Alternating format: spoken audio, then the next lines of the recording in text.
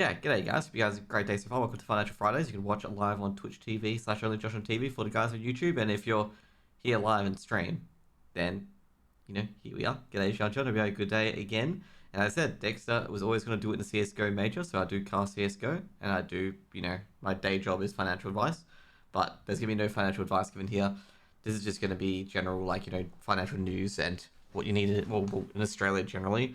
And maybe some international news, but pretty much overall, yeah, it's pretty much it. Australian financial news and international financial news. Won't be talking too much about politics. Like, someone may have been thinking, hey, what about the midterms? To midterms, shit terms, to be honest, because basically one government's going to be elected and basically they operate on a similar financial policy where, some companies going to do great, some companies going to do poor as well. Now, the first thing that I want to talk about is the 5 million cap on superannuation has been suggested by the Labor Party. So the Labor Party have, well, you'll see this very, very shortly, but I've used their people in the media to spruik an idea, because a lot of politicians do this. They go in, they put an idea to a journalist, get the journalist to write about it, and see how the how the people react to it, basically.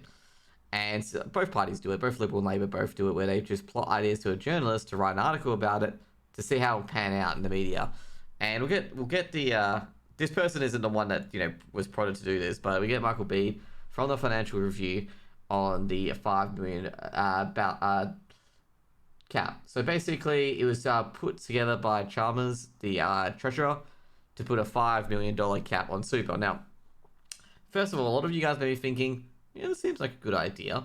Make sure those rich people don't have more than 5 million in super. Getting that 50% concessional tax rate accumulation or 0% tax rate in pension phase for some of their funds. This thing is pretty good.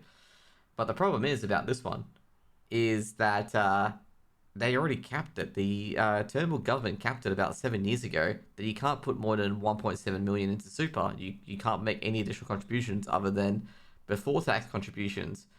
Now, what this is trying to do is that basically, if you had over 1.7 in super already, you kept the rest of it in accumulation phase. You couldn't move it to pension phase.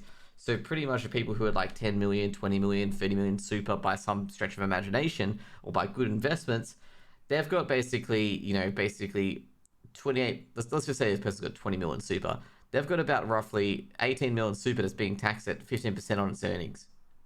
So pretty much what these guys are trying to do is they're trying to get it out of super and into their personal name to get more tax.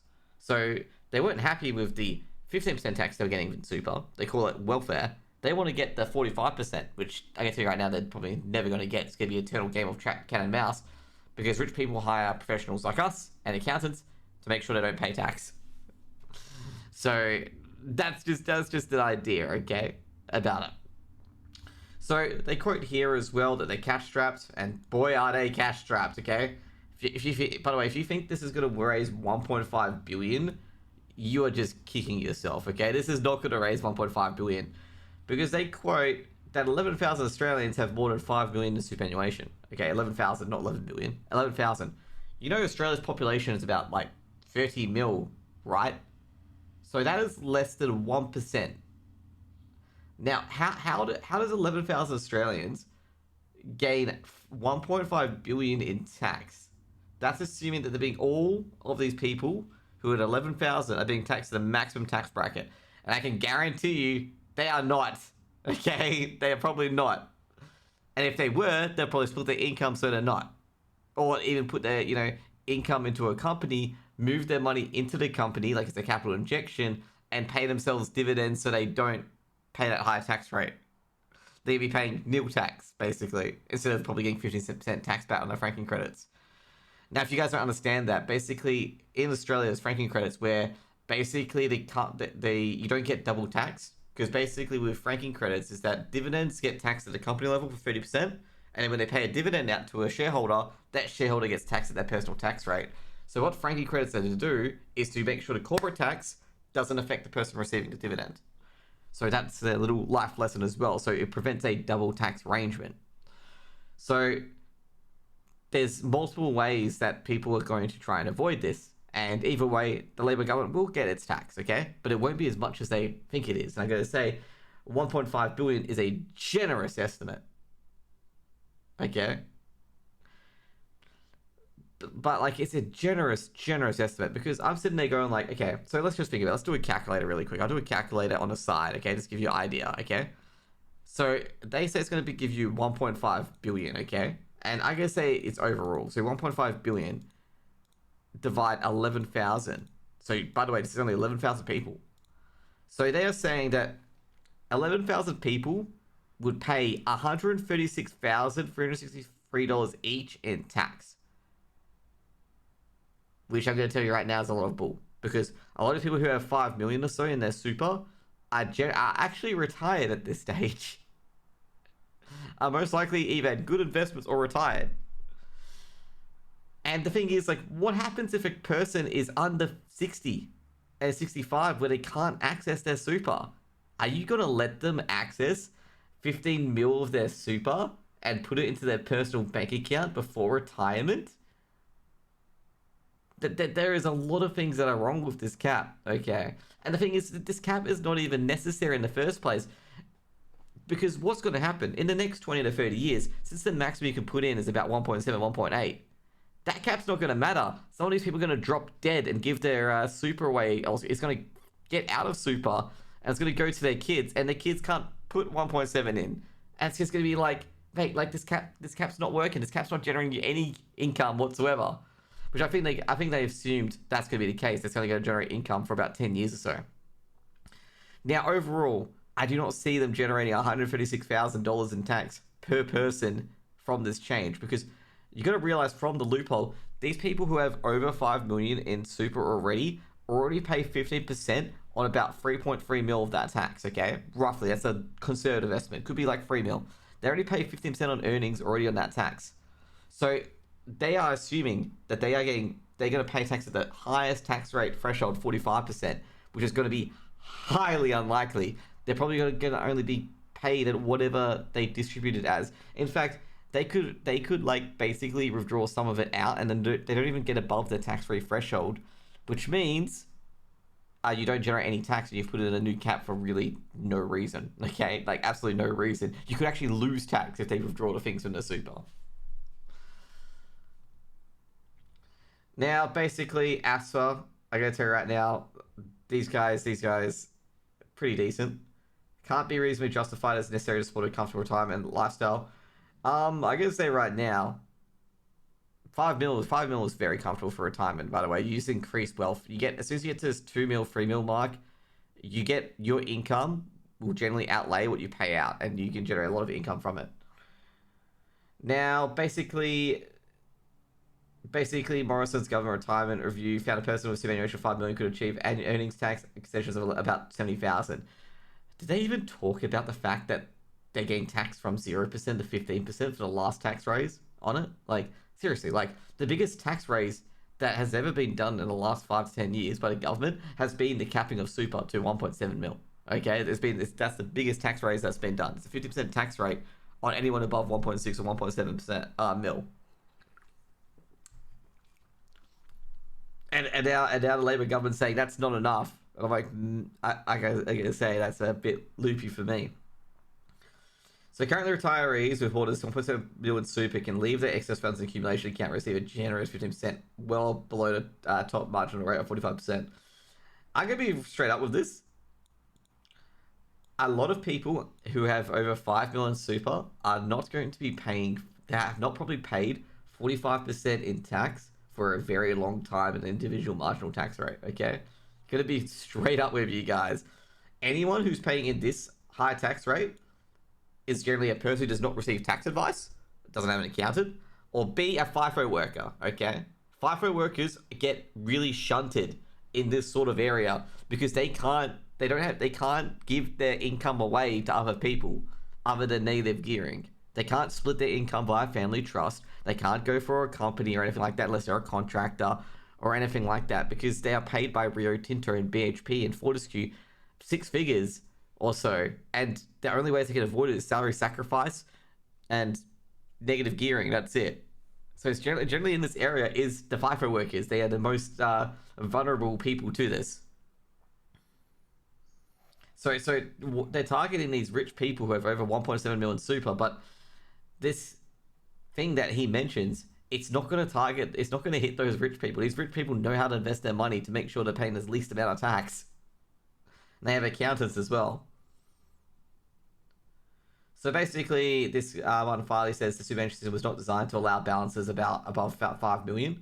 Yeah, it isn't. That's why they put the hard cap in. I don't see, Martin, look in the long term. You can't retrospectively say to people, hey, you can't have that money in super anymore. It's got to go out. Okay, you can't do that. Let them have it. They'll die. They'll pass on the stuff, and you'll get your tax money. Long term thinking. They just want to get people who have over 5 million want it now to get them to transfer it out of super.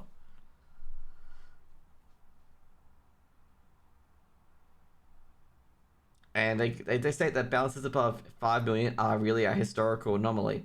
Dude, I've seen people who get above 5 million super because of a good speculative investment that went really, really well. Now, basically, Jim Chalmers flagging the need for tough decisions in October 25th budget. ASFA estimates this is how, by the way, this is how politicians see how the ideas work in the market. 5 million would save 1.5 billion annually through less. Mate. Okay, you know how I calculated earlier? These guys are assuming that every single taxpayer, that 11,000 of Australians, is going to pay $136,363 in tax per year. Okay? To get that 1.5 billion. That figure is fluff. That figure is so fluffed up and stretched out. Just an FYI, to even pay that much in tax is... Oh, you know what? I'll just get another Google Chrome task for you guys, okay? Get another Google Chrome task, we get it here. Oh, what? Oh well. Oh well. We'll get out of that, okay? We'll get out of that. Okay, unfortunately, we can't calculate here. But, I got another screen here. Got another screen, so don't worry, I can use that instead. You guys probably saw me switch to it, but it doesn't really matter. So, let's just go to it, okay? So, go to tax calc. How much income do you have to get that much in tax? And I gotta say, I think it's actually 300 grand. Gonna go with that. No, it's not even 300 grand. You have to have... let me put 350,000. No, not even that. You have to have roughly, I'll get to you guys right now, $350,000 of income, by the way, to pay that much in tax. Okay? Now, generally, let's just say all 5 million. You know what? Let's just say someone has, got 10 million super. $5 million generally returns a average long-term return of 6%, which is $300,000 of income. They are not going to raise 1.5 billion per annum in taxes. Okay?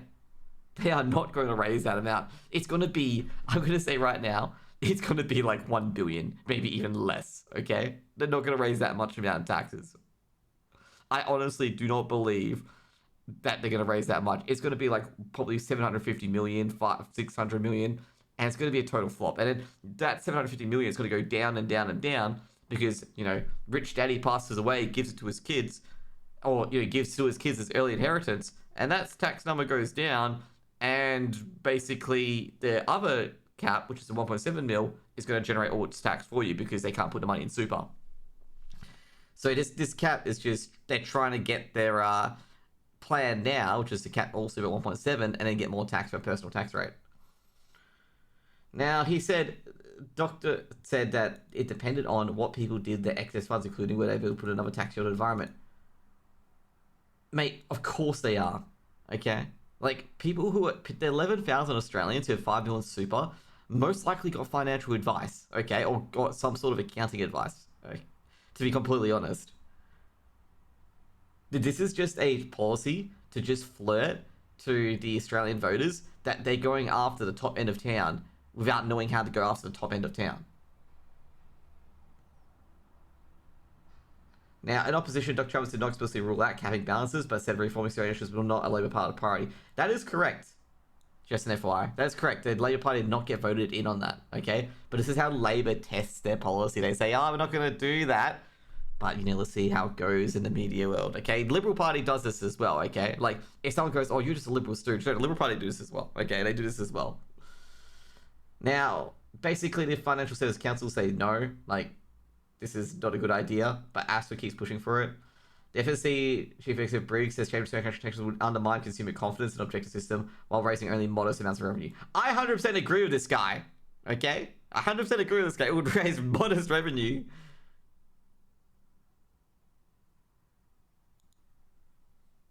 Now, like the lobby group for retail super funds estimate a $5 billion limit on superannuation balances would raise $1.04 million a year and remove $55 billion from the Australia's $3.3 trillion retirement pool. Not that much, to be honest. And the FSC estimated at 16,500, it has more than 5 million super. And also the Australian Institute of Superannuation Trustees, who I've never heard of ever. I've actually never heard of them, which is interesting. And that's why Mercer Commission by AST found a tax commission accruing to people with 10 million super would fund 3.1 full age pensions. Calls for a reform amid an increase of number of large super funds within 100 million assets. I like how they're going after SMSFs, okay? 32 of the biggest SMSFs held more than 100 million each in concessional tax savings in 2020 financial, including one mega SMSF for 400 million. Okay, I can take you this right now. You know the biggest retirement funds, the industry super funds? If you think a super fund with 401 million, SMSF with 6 members most likely, is big, you should see a industry super fund. They've got billions, okay? They've got billions, okay? Billions. Like, if you think these SMFs are a lot, yeah, okay. Now the thing is with SMSFs, is that this is the strange part with SMSFs. I'm gonna say most of these SMSFs are tied up in property. Like, think of the things that boomed: property, infrastructure, land. They're probably tied up in those things. They're not liquid, just an FYI. So yeah. And then experts estimate they spend 200 million a year on tax collections for the 100 largest SMSFs. Mate, they've already risen taxes to 15 from 0 to 15% on these largest SMSFs. I don't understand why they want more, because you've got your biggest tax raise. This stuff, this 100 million and 400 million is eventually going to get out of super because you can't put it back in once you're over 1.7 mil. So this little cap that they're putting on right now, I agree with the FSC chief. It's got to return very little. In about 10 years, about probably half the people are probably going to pass away. Because a lot of these people who have a lot of money in these super funds are old people, okay? They're just retired or retirees or pre-retirees or deep in their retirement. They are going to pass away. That money comes out, can't be put back in. Or what they're going to do is they're just going to pass it on to their kids as early inheritance and put it into their super, and they get the 15% tax rate anyway. I'm just going to say this is a silly plan to try and raise tax dollars earlier than in the long term. They're trying to bring forward the tax money they're going to raise from capping the super at 1.7 forward to now on some of these people. And they always use the tactics of the rich people. We're going after the top end of town. We're going to raise this much. I've showed you guys already that they're not going to raise that much money. The money amount that they think they're going to raise is ridiculous. Like, absolutely ridiculous.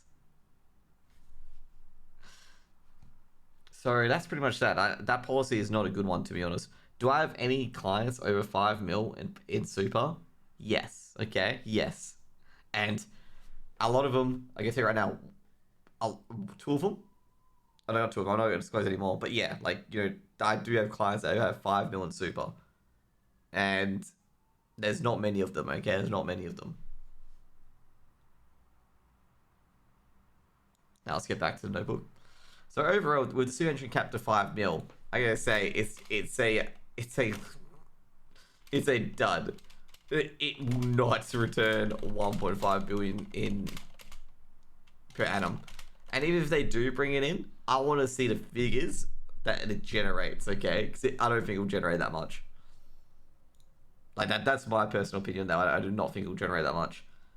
Next up, we're going to do is the crypto exchange. So basically, I'm not really familiar with crypto, okay? to be honest. I just consider a crypto a collectible because it is literally a collectible. We're gonna go back to it as well. Now, crypto. If you guys don't know, FTX, one of the bigger exchanges, has filed for bankruptcy, and yeah, I, this is a big collapse in the crypto industry, and I keep telling people this as well. You got to treat crypto like a collectible, okay? It's not an income producing asset. People are just collecting it for the sake of the trend. I've said this so many times. When crypto was good, a lot of smart people I knew sold out. Okay.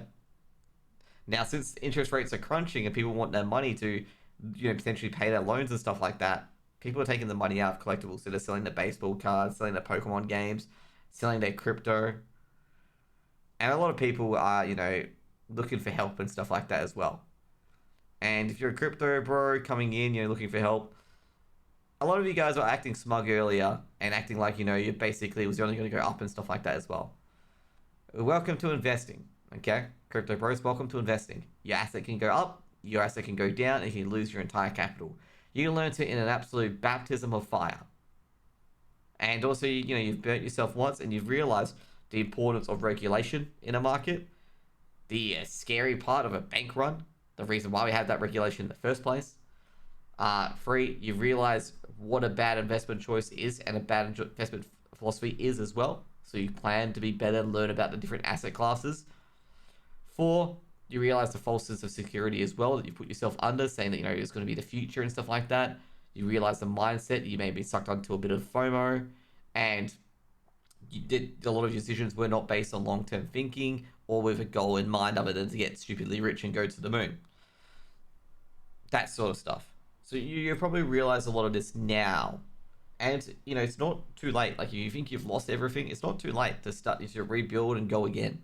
It's never, ever too late to build up a portfolio in your own name. So, basically, 2021 had Super Bowl ads and all that stuff. They brought naming rights, and it's on the edge of bankruptcy. And basically, yeah, Binance is taking advantage of it. They need $8 billion to back up all the crypto assets out of the platform because they don't have the liquidity. Just an FYI, the banks have to have a certain amount of liquidity to prevent a bank run. Otherwise, they get fined, and they have to raise the liquidity. Just an FYI. So this is what crypto bros like. This is like early regulation where the banks didn't have to have that much liquidity. Now the banks have to have I think it's like 10 to 15% liquidity. Quite a lot of liquidity compared to the crypto banks at the moment where they have none. So basically, they are trying to raise liquidity, which is basically asking for capital and stuff like that into the market as well. And so pretty much it's going to go bankrupt, obviously, because its rivals don't want to save it. And this is a bad thing for the industry as well, that the rivals don't want to save it and they want to try and buy it on the cheap. Now, I can tell you right now, that sort of market you do not want, because if one person goes down, it affects all the other competitors in the market, whether or not they're liquid or not. And basically, generally what happens with a lot of these markets that are closely linked is that they will drag each other down. Like one person then loans with that, but they've gone debt, and you can create a crisis, a crypto crisis. And someone's going to be saying, basically it's going to be a psychological shock to any industry. They're gone. That's a big deal. People are going to be distrustful. They're going to say like Bitcoins are over. Compounding FTX's woes, is investigating for violations. They leave withdrawals. This we call a bank run, by the way.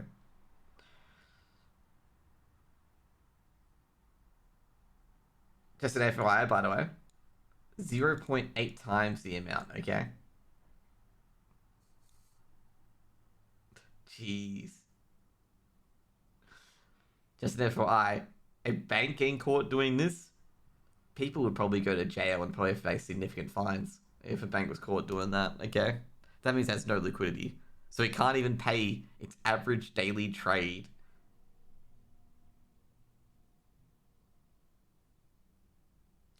The major crypto sell-off that began late last year is also partially about what's happening at FTX. Pop tokens like Bitcoin, Ethereum, Ripple have all lost value in Mil Superannuation, causing casualties like Celsius and Coinbase.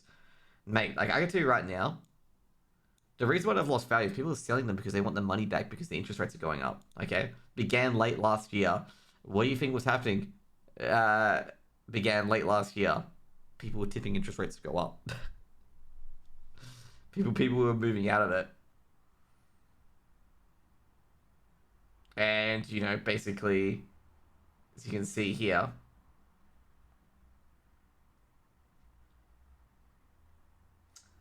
it's not going to end well. Okay, not going to end well at all. And overall, there can be a lesson out of this, guys. Okay, with crypto, is that it's a speculative investment. With speculative investments in general, you don't get time to wait. It's either you go in and you get out as soon as you're in a pretty profitable position and you don't basically care about the taxation consequences. It's an incredibly speculative investment because there's no assets backing it. There's just hype backing it. There's no, like, you don't own an asset. I mean, look at NFTs, for example.